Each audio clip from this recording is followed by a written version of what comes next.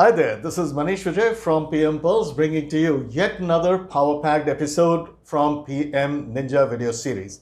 In this particular episode, we are going to talk about the difference between project completion and project closure. Yes, there is a difference between the two, and the difference is of major importance.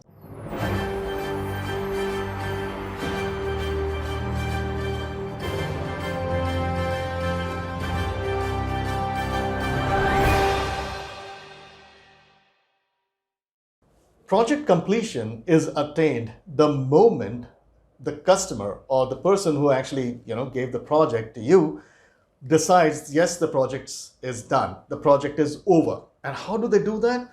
There is a process called the validate scope. Validate scope is basically a process where the customer compares the deliverables that you've created. Deliverables do not always have to be physical, they could be service. That doesn't matter.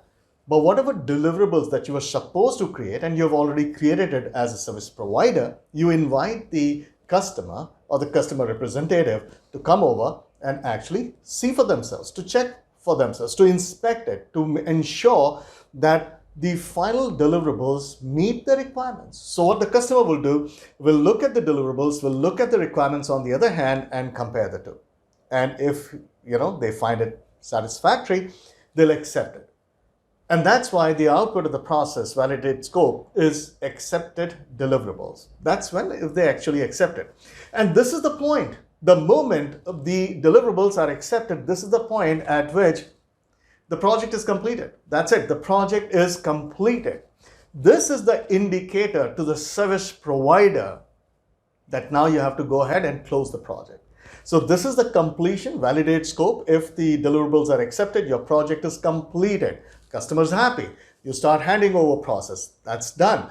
But this is the trigger that tells the service provider, okay, time for us to wind up the project, to close it, right? That is the meaning of the term closure. Now, what do you do in closure? You do lessons learned.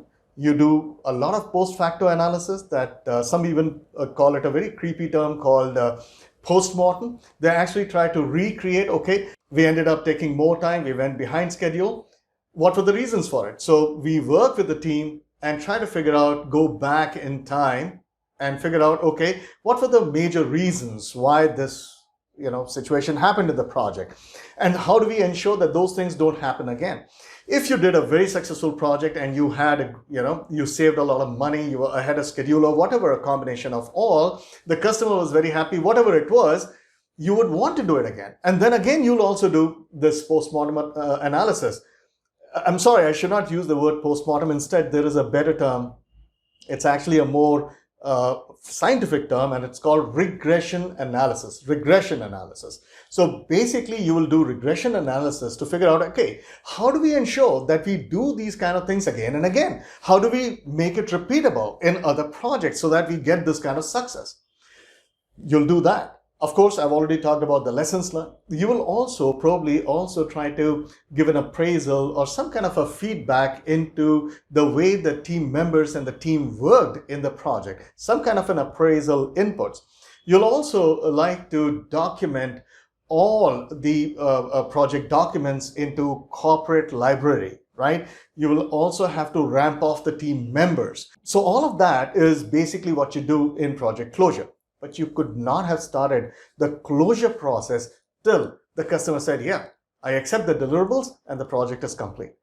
That's the reason why the output of the process validate scope, which is called accepted deliverables, becomes an input to the process close project or phase. That's the trigger to start closing your project. So I hope that in this particular video, it explains to you without any doubt the difference between project completion versus project closure.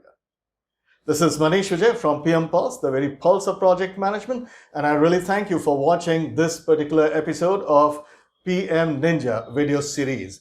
If you like this, do subscribe, do share, and put the thumbs up sign. It helps us a lot, means a lot to us.